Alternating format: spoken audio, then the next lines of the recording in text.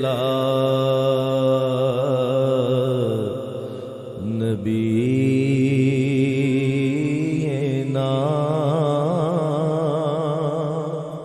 صلی علی محمد صلی علی ان اللہ و ملائکتہ یصلون علی النبی یا ایھا الذین آمنوا صلوا علیہ وسلموا تسلیما صلوا علی الحبیب الصلاۃ والسلام علیک یا سیدی یا رسول اللہ وعلی آلک و صحابک یا سیدی یا حبیب اللہ الصلاۃ والسلام علیک یا سیدی یا نبی اللہ وعلی آلک و صحابک یا سیدی یا نور اللہ سبحان ربک رب العزۃ عما یصفون وسلام علی المرسلین والحمد للہ رب العالمین والصلاۃ والسلام علی سید المرسلین اما بعد فاعوذ باللہ من الشیطان الرجیم بسم اللہ الرحمن الرحیم۔ قرآن پاک کو سمجھ کر پڑھنا اس کے اسلوب کے مطابق بہت ضروری ہے۔ قرآن کو سمجھنے کے لیے شرط اول ہے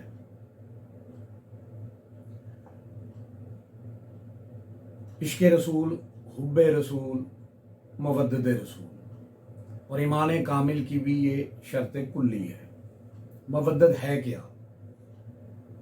اس طرح مچھلی کو پانی سے مودت ہے، پانی کے اندر زندگی ممکن ہے، پانی سے باہر زندگی ممکن نہیں۔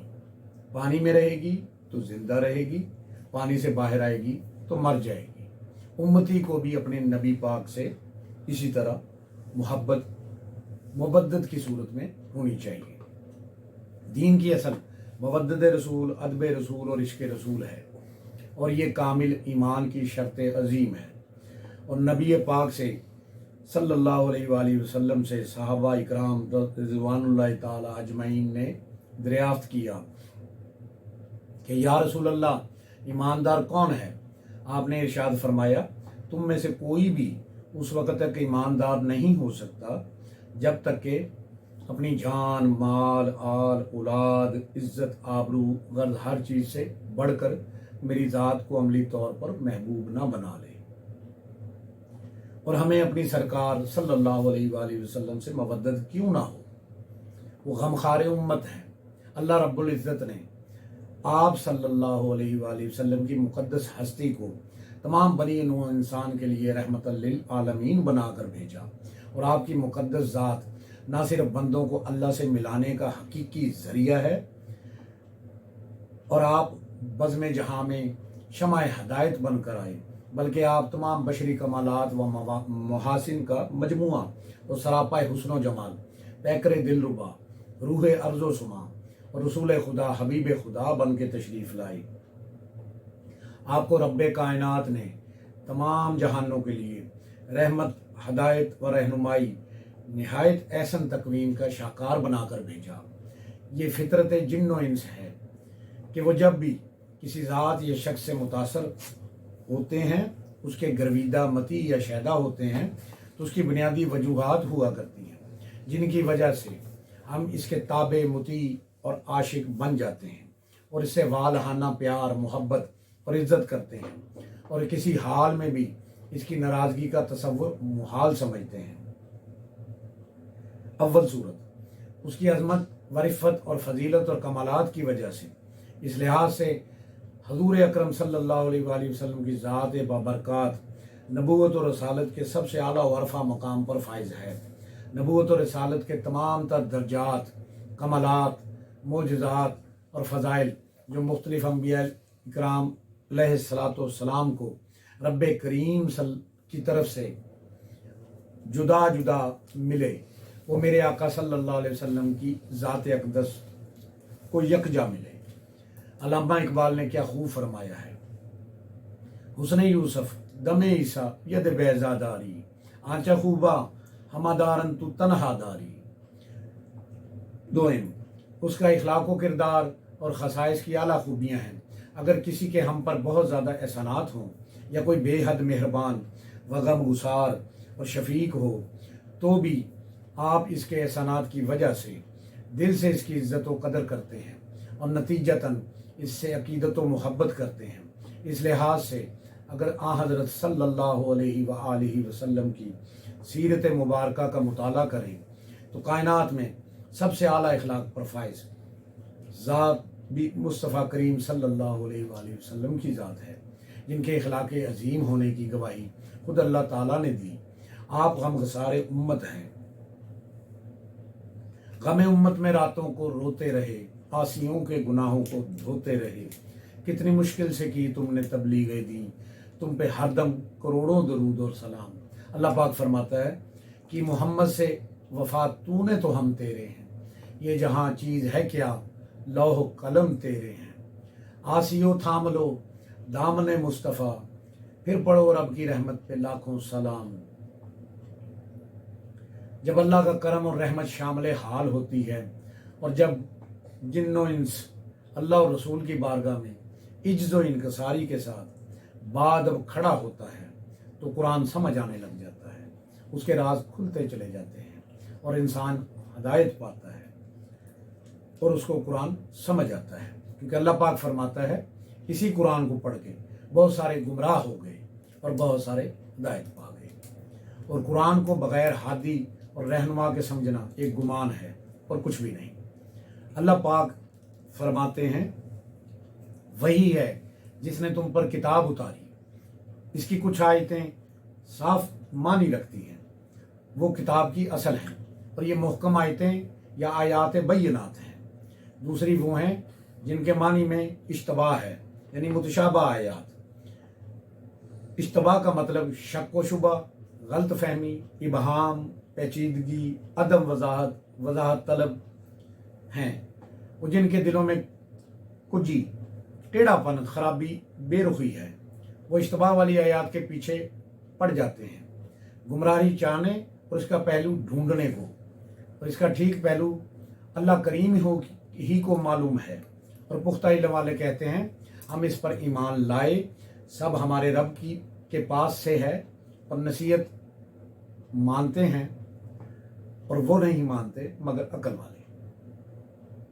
कुरान पाक में दो तरह की आयात हैं, एक मुहकम आयात या आयात बैयनात, जिनके मानी में कोई इश्तबा नहीं बल्कि कुरान समझने की अहलियत रखने वाले को आसानी से समझ आ जाते हैं। जो अल्लाह का कुरान कहता है वही खालिक़ो रहमान कहता है और अल्लाह की वही मुराद है। ये किताब की असल है, यानी अहकाम शरिया में उनकी तरफ रजू किया जाता है और हलाल व हराम में इन्हीं पर अमल किया जाता है। जैसे सूरत इखलास, कुल हुवल्लाहु अहद अल्लाहु समद लम यलिद वलम यूलद वलम यकुल लहू कुफुवन अहद। इसके तर्जुमा जो कुरान पाक में है वही रब्बे करीम की मुराद है, जो तर्जमे से जाहिर है वही अल्लाह की मुराद है। दूसरी मुतशाबा आयात, इसमें कुछ हरूफ ऐसे हैं जिनका तर्जमा अल्लाह और उसके रसूल के अलावा कोई नहीं जानता। जब तर्जमा नहीं जानते न मतलब समझ आ सकता है न अकीदा बना सकते हैं। जैसे हरूफ मुक़त्तिआत और बाद सूरतों के शुरू में आने वाले हरूफ, जैसे सूरत बकरा के शुरू में अलिफ लाम मीम है, इसका तर्जमा अल्लाह और उसका रसूल ही बेहतर जानता है। और या वो मुतशाबा आयात जिसके ज़ाहिरी मानी तो मालूम हैं लेकिन ये मुराद नहीं, जबकि इनके हकीकी मुरादी मानी में कई एहतमाल हो सकते हैं। और इनमें से कौन सा मानी अल्लाह ताला की मुराद है या अल्लाह अज़्ज़ा वजल ही बेहतर जानता है, या वो जिसे अल्लाह ताला इसका इल्म दे। अल्लाह फरमाता है अल्लज़ीना फ़ी कुलूबिहिम ज़ैग़, वो लोग जिनके दिलों में टेढ़ापन है। यहाँ से मुराद दो ग्रोह हैं। पहला ग्रोह उन गुमराह और बदमज़हब लोगों का है जो अपनी ख्वाहिशात नफसानी के पाबंद हैं और मुतशाबा आयात के ज़ाहिरी मानी लेते हैं, जो कि सरीहन गुमराही है और बल्कि बाद सूरतों में कुफर होता है। ये ऐसे लोग जो मुतशाबा आयात की तावील करते हैं। दूसरा ग्रोह सच्चे मोमिनों का है, वही ईमान वाले हैं और अल्लाह ने ख़ास बातें इन्हीं से की हैं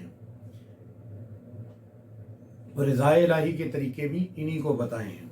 या अय्युहल्लज़ीना आमनू कहकर मुखातिब किया है। जो मुतशाबा आयात के मानी को समझें या ना समझें, लेकिन वो ये अकीदा रखते हैं कि मुहकम आयात बैयनात, मुतशाबा आयात सारे का सारा मेरे रब का कुरान है और रब्बे अज़्ज़ा वजल की तरफ से है, हम इस पर ईमान रखते हैं और जो मानी मुतशाबा की मुराद हैं वो हक हैं। इसका नाजिल फरमाना अल्लाह करीम की हिकमत है। किसी को मुतशाबिहात का इल्म अता हुआ है या नहीं। हजूर अक़दस सल्लल्लाहु अलैहि वसल्लम की शान इससे अरफा वाला है कि अल्लाह ताला आप सल्लल्लाहु अलैहि वसल्लम को भी इसका इल्म क्यों करना अता फरमाते, बल्कि हजूर सल्लल्लाहु अलैहि वसल्लम के सदक़े में आप सल्लल्लाहु अलैहि वसल्लम की उम्मत के बाज़ औलिया इकराम को भी इसका इल्म अता किया गया और उनको मिलता है। पर रासिखून फिल इल्म, और वो इल्म में पुख्ता लोग हैं। हज़रत अनस बिन मालिक रज़ी अल्लाह ताला अन्हु से मरवी है कि रासिख फिल इल्म वो आलिम ब अमल है जो अपने इल्म की पैरवी करने वाला हो। मुफस्सरीन का एक कौल ये भी है कि रासिखुन फिल इल्म वो हैं जिनमें ये चार सिफतें हों: अल्लाह अज़्ज़ा वजल का तक़वा, लोगों के साथ तवाज़ो, दुनिया से ज़ुहद और अपने नफ्स से मुजाहिदा। उलुल अलबाब, अक्ल वाले, इरशाद फरमाया कि अक्ल वाले ही नसीहत मानते हैं। इससे मालूम हुआ कि अक्ल बहुत बड़ी नेमत, फजीलत और खूबी है। अक्ल के ज़रिए इंसान हिदायत व नसीहत मिल पाता है, लेकिन ये याद रहे कि जिस अक्ल से हिदायत ना मिले वो बदतरीन हमाकत है। जैसे ताकत अच्छी चीज़ है, लेकिन जो ताकत मखलूक खुदा को तकलीफ़ देने में या जुल्म के लिए इस्तेमाल हो वो कमज़ोरी से भी बदतर है।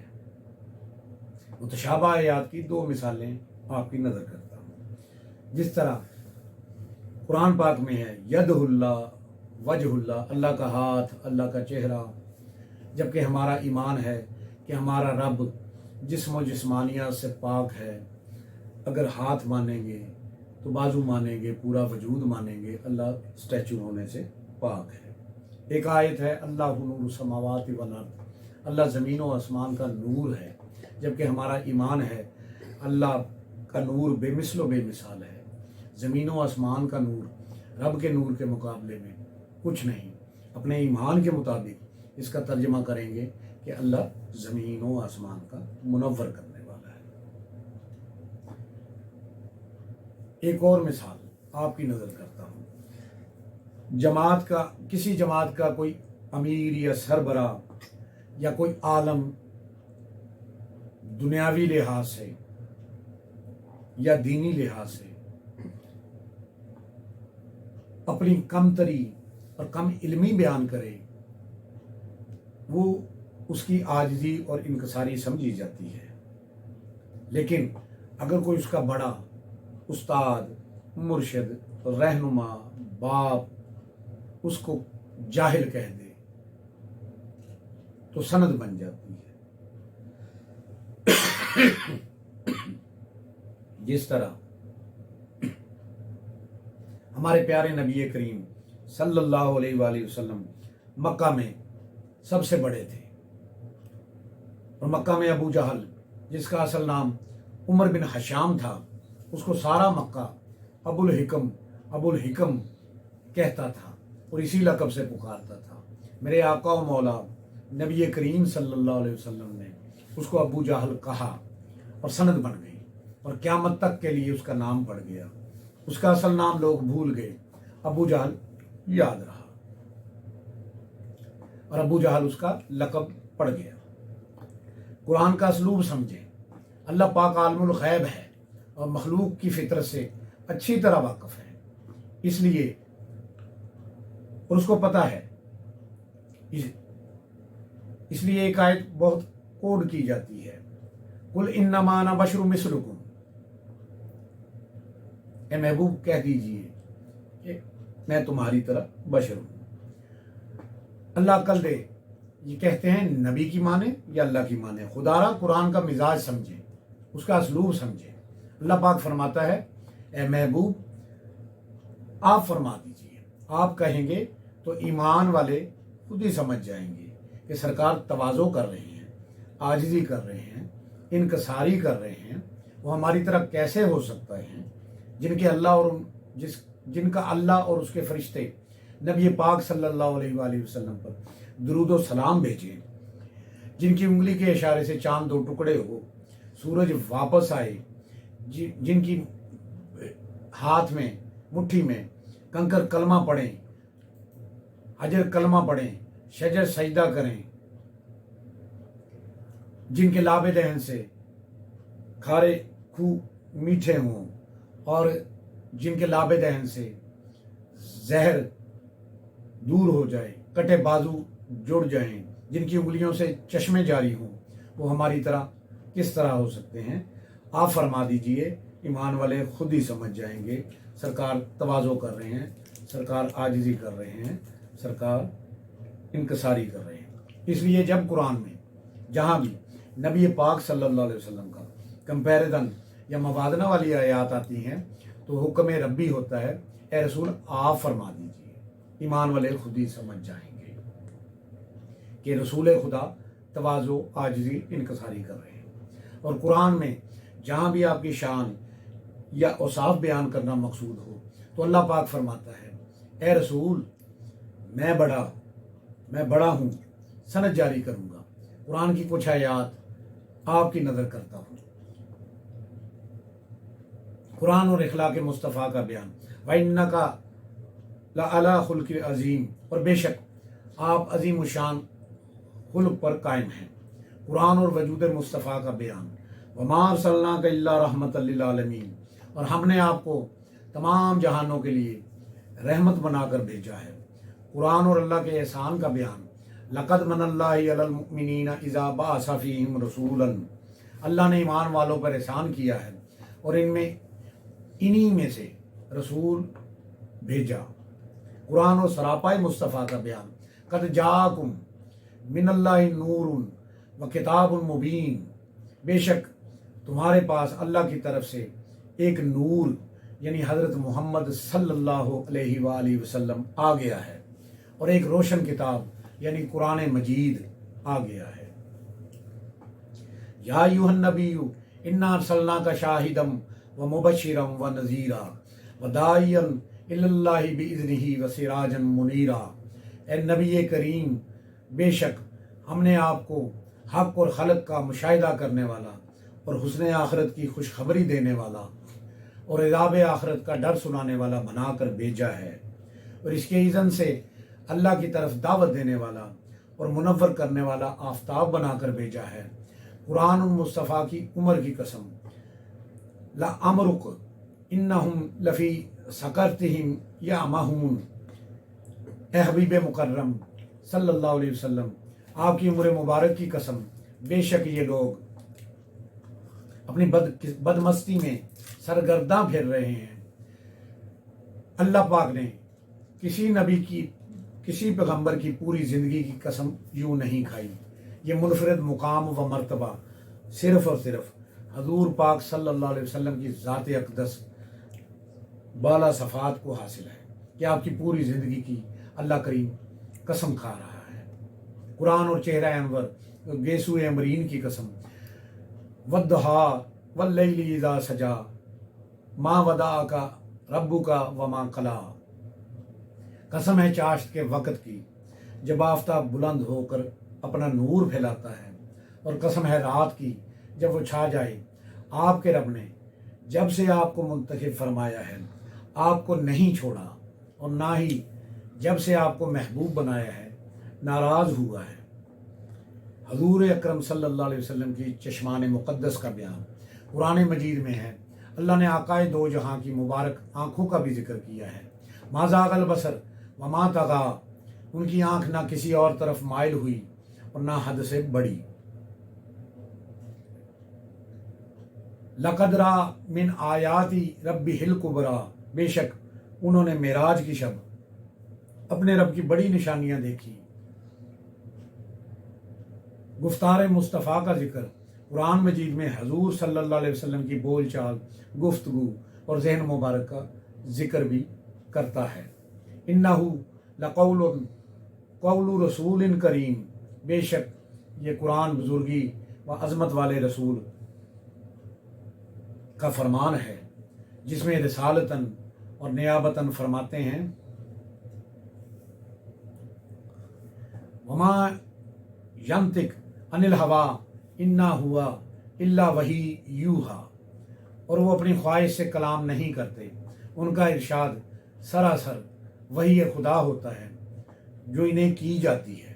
بس حضور اکرم صلی اللہ علیہ وسلم کے لب سے جو کلام ہوتا ہے وہ وحی الہی ہے۔ بس اتنا فرق ضرور ہے کہ اگر وہ وحی جبرائیل امین علیہ الصلاۃ والسلام کے توسط سے قلب مصطفیٰ صلی اللہ علیہ وسلم پر اترے تو اسے قرآن کہا جاتا ہے، اور اگر وہ وحی جلی اور وحی مطلوع کہلاتی ہے، جو دوسری وحی خفی اور غیر مطلوع کہلاتی ہے، اسے احادیث کا درجہ حاصل ہے۔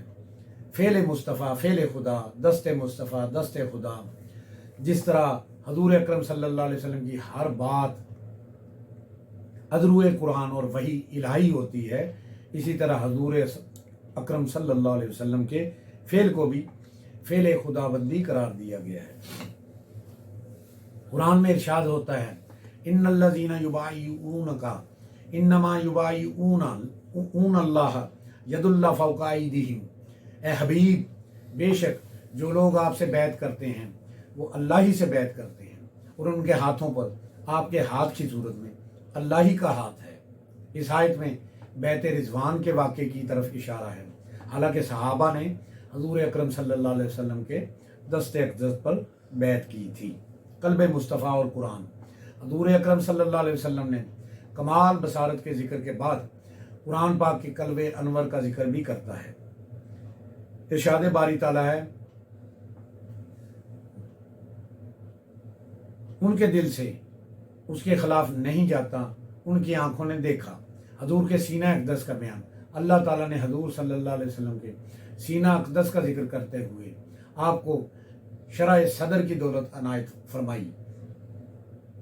علم نشرح لک صدرک، کیا ہم نے آپ کی خاطر آپ کا سینہ کشادہ نہیں فرما دیا؟ فرمایا حضرت موسیٰ نے اللہ تعالیٰ سے شرح صدر کی دعا کی جسے قرآن نے بیان کیا، اور یہاں مقام مصطفیٰ صلی اللہ علیہ وسلم یہ ہے کہ خود اللہ تعالیٰ اپنے حبیب کی شرح صدری کا اعلان فرما دیتے ہیں۔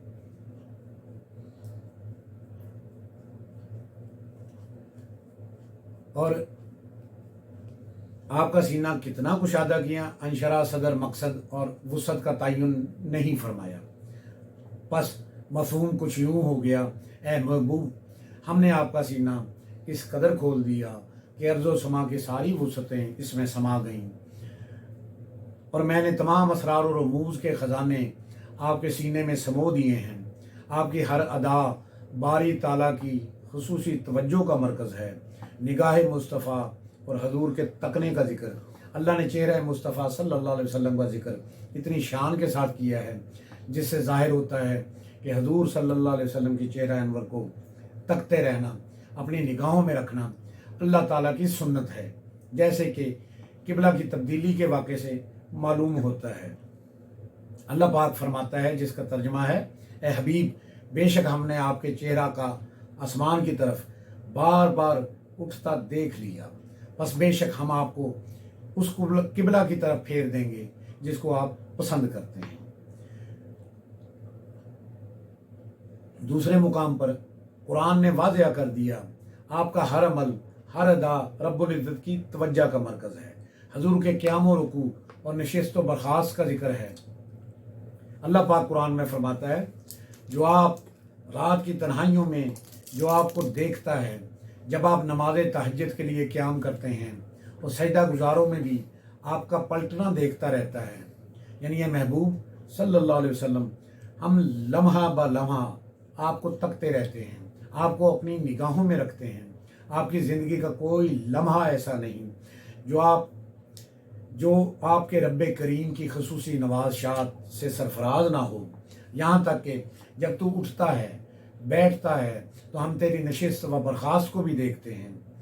حضور صلی اللہ علیہ وسلم کی آواز کا ذکر، اللہ تعالیٰ اپنے محبوب کی بارگاہ کے آداب بجا لانے کی مخلوق کو تعلیم فرماتا ہے اور حکم دیتا ہے، خبردار تمہاری آوازیں میری نبی کی آواز سے اونچی نہ ہونے پائیں، یہ نہ ہو کہ تمہارے اعمال ضائع کر دیے جائیں اور تمہیں خبر بھی نہ ہو، جس کا ترجمہ ہے اے ایمان والو، تم اپنی آوازوں کو نبی مکرم کی آواز سے بلند مت کیا کرو۔